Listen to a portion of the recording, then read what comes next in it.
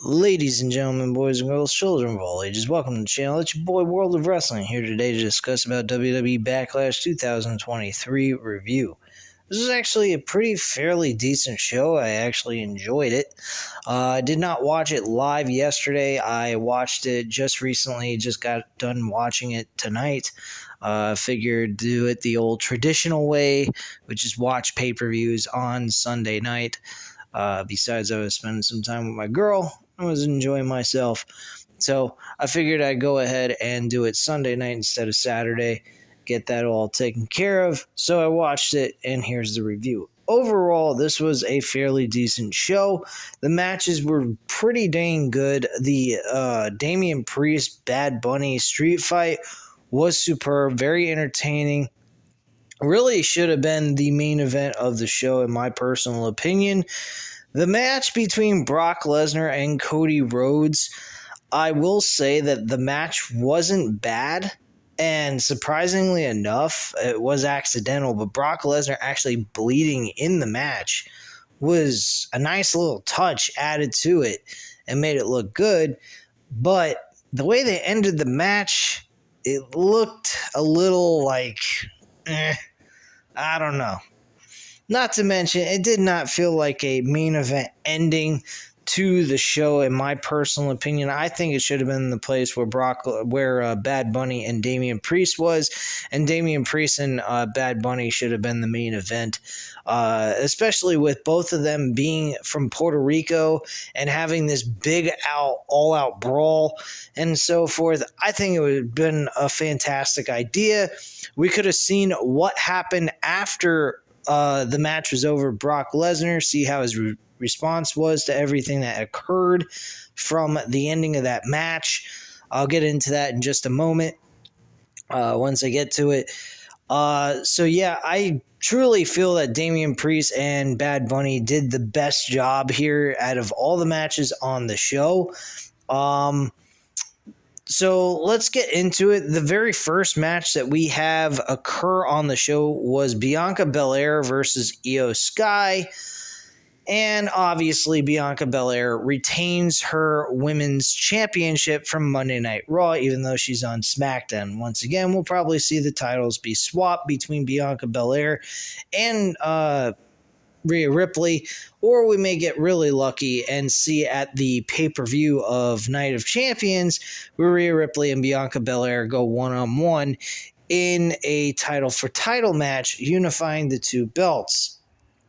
Now that could cause a major problem. As we all know, Charlotte Flair and Bianca Belair are on a collision course very soon in the near future of this year to compete over the women's championship.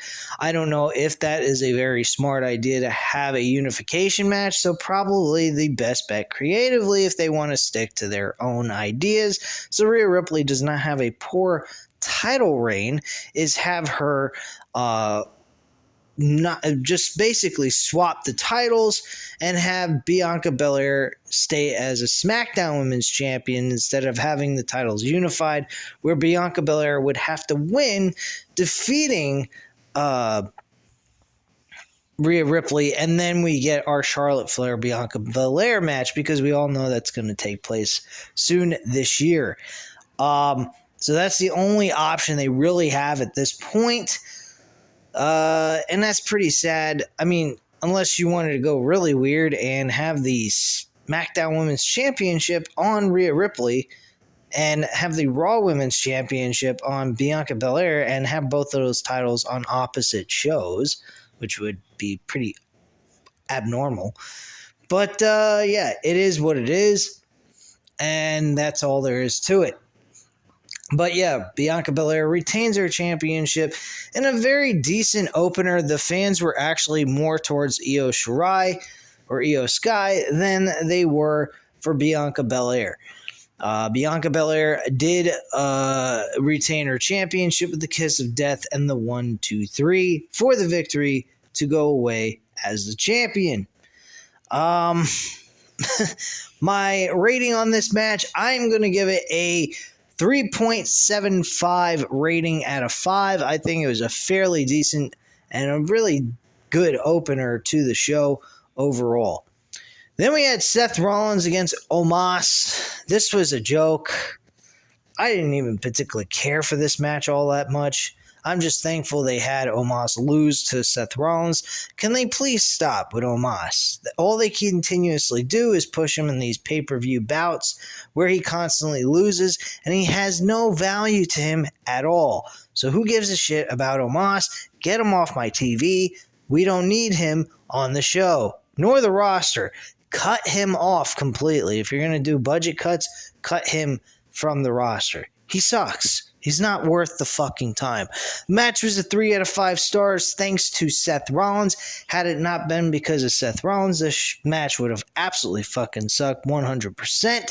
So kudos to Seth Rollins, and thankfully WWE was smart enough to book the show correctly with Seth Rollins going over on Omos, even though it's not that believable, but the way they ended it was pretty believable by having him on the top rope to deliver a curb stomp all the way on down to Omos' skull, which was very nice.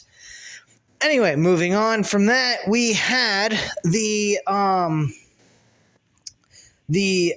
Austin Theory defending his United States Championship against Bronson Reed and Bobby Lashley.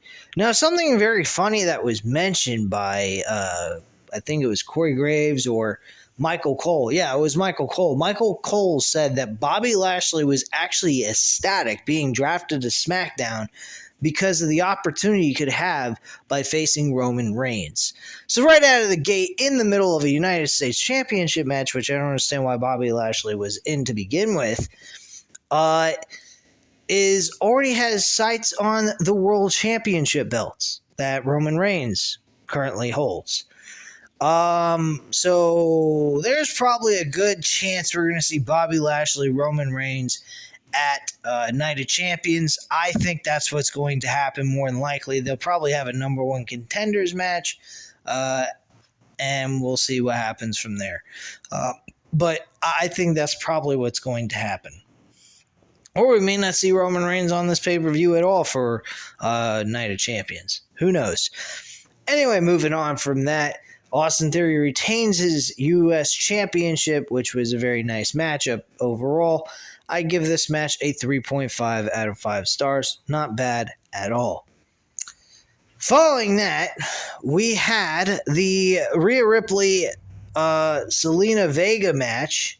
This was whatever. I mean, the only thing that came out of this was a pity party for Zelina Vega saying, "Oh, you're the hometown hero, but you're not going to come close to winning." You could clearly see the look in her face. She was not on point. She was not going to win this match at all. There was not one moment, not for one momentary hesitation that I thought that, not for one moment did I think Zelina Vega was going to walk away the SmackDown Women's Champion. Just the look in her eyes did not even make me believe. She looked like she was scared out of her mind, and the only thing she was happy about is the fact that she was performing in front of her home crowd. Other than that, she had shit going into this match. That's all she had, was just that home crowd. Other than that, she was fucked. Bottom line. So, yeah. This was not that big of a deal. This match actually was the worst of all of them in the 7-match card. So I was not impressed with this matchup. I mean, it was a 2.5 out of 5 stars. Rhea Ripley walked away victorious very easily.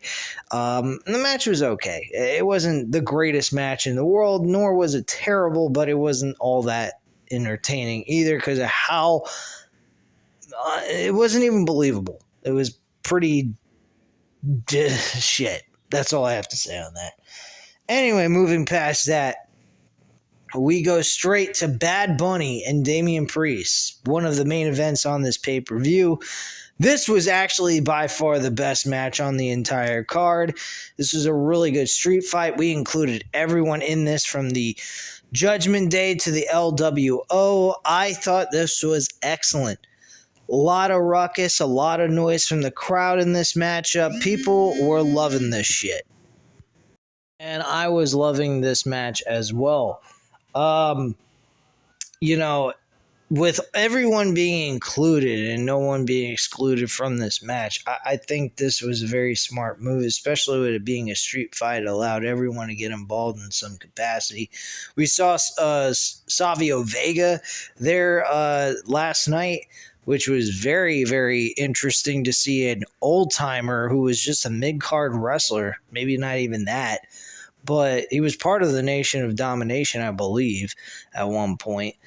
And he was also part of this Hispanic group as well. After I think he left the whatchamacallit, the Nation of Domination.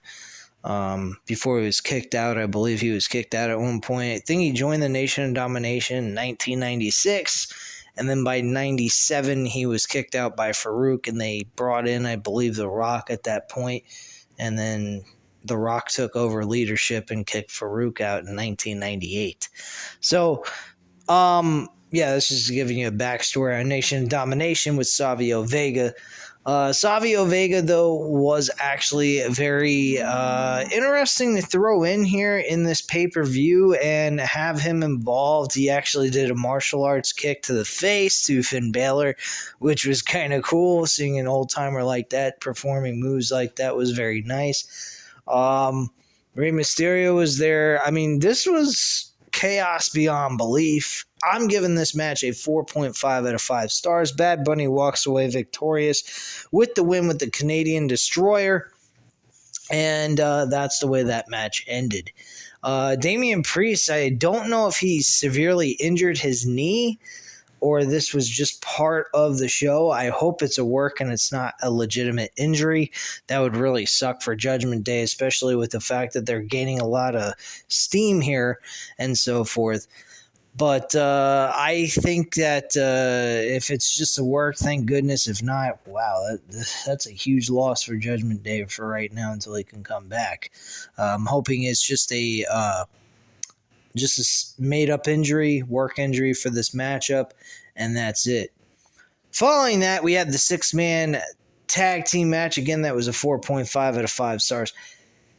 The next match was a six-man tag team match with Matt Riddle and Sami Zayn and Kevin Owens against the Usos along with Solo Sikoa, the Bloodline.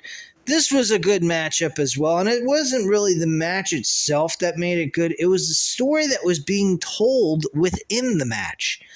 And it wasn't Sami Zayn, Kevin Owens, and Matt Riddle that was telling the good story. It was Solo Sikoa and Jey Uso that was telling a good story. We saw some dissension going on between Solo Sikoa and Jey Uso here. And it looks to me, if I saw it correctly, it looked like Jey Uso seemed like he's kind of getting the idea what Sami Zayn's been trying to tell him. It looks a little like that. Jimmy Uso seems like he's completely fucking clueless because after the match was over, when they won the damn match with Solo Sikoa going wild and crazy and connecting with the Samoan Spike on Matt Riddle getting the 1-2-3, Jimmy Uso seemed like he was laughing it off. He thought it was awesome. I mean, he was loving the way Solo Sikoa went all out crazy, fucking demolishing Matt Riddle and everyone else involved in the match.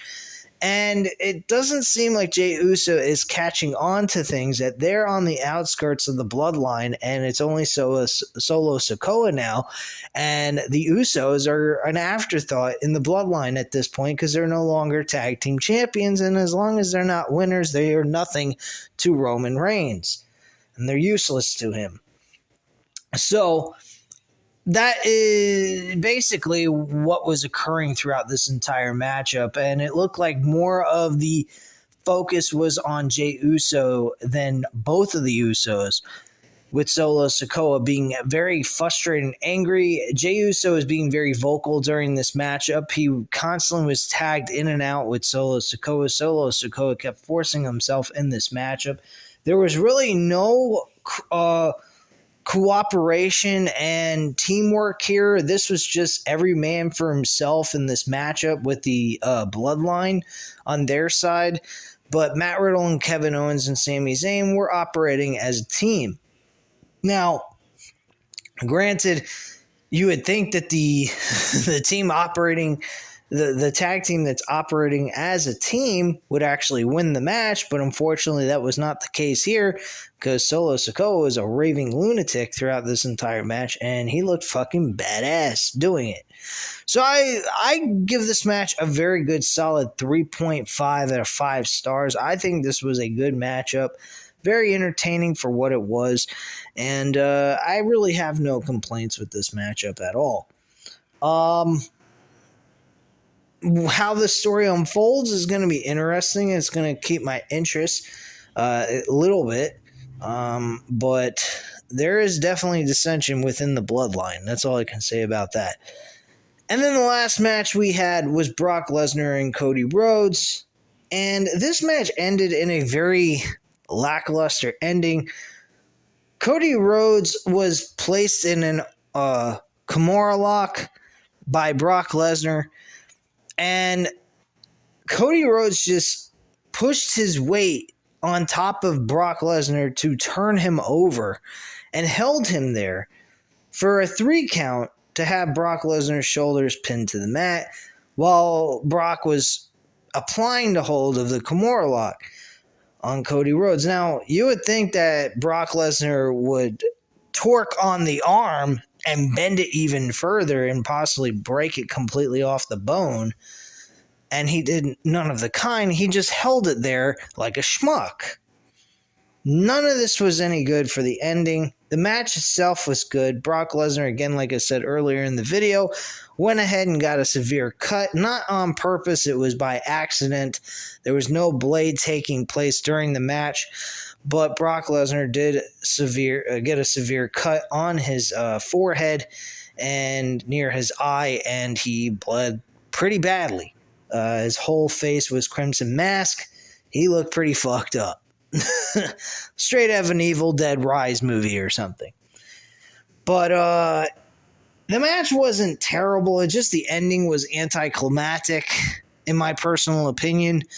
I'm gonna give this match. I'm not. I'm gonna give it a 3.25 out of 5 stars. I think the match was fair and decent, but the ending just really was, like I said, anticlimactic, and I just did not like the way they ended it. If they were going to do something like that, that should not have been the main event. That should have been in the middle of the show, like where Bad Bunny and Damian Priest was, and we flipped Damian Priest and Bad Bunny as the actual main event of the show, because truthfully, that ending to that match was a lot better than what we got with Brock and Cody Rhodes. That did not feel like a main event matchup. That did not feel like a match that should have been closing the show. It looked like a continuation of something to come between Brock Lesnar and Cody Rhodes. This is not over by a long shot between Cody and Brock Lesnar. I can promise you that. So if you expect Cody to be done with Brock Lesnar and this is a one and done deal, no it ain't. This is going to be possibly a series of matches or possibly a rematch at SummerSlam. That is more than likely going to be the case. We could also see maybe Cody Rhodes getting screwed by Brock Lesnar at Night of Champions, where he challenges for the World Heavyweight title in the finals and loses thanks to the interference of Brock Lesnar, causing a distraction, causing him to lose the match. That's possibly another thing that they might do. I'm not sure. But I am a little upset with the ending. I mean, I don't really want to see a continuation between these two. I was hoping this was going to be a one and done type of matchup. We were going to move Cody on to something else. But unfortunately, that is not the case. We will see these two go at it one more time at some point down the line at another pay-per-view, either at Night of Champions or SummerSlam, more than likely. But anyway, guys, that is all I have to say at this time. If you enjoyed this review, go ahead, hit the like button if you liked the video. Hit the subscribe button if you're not already subscribed to the channel. And leave a comment down below. I'll definitely get back to you on that. Thank you guys very much for watching. Have a great night, guys. Bye.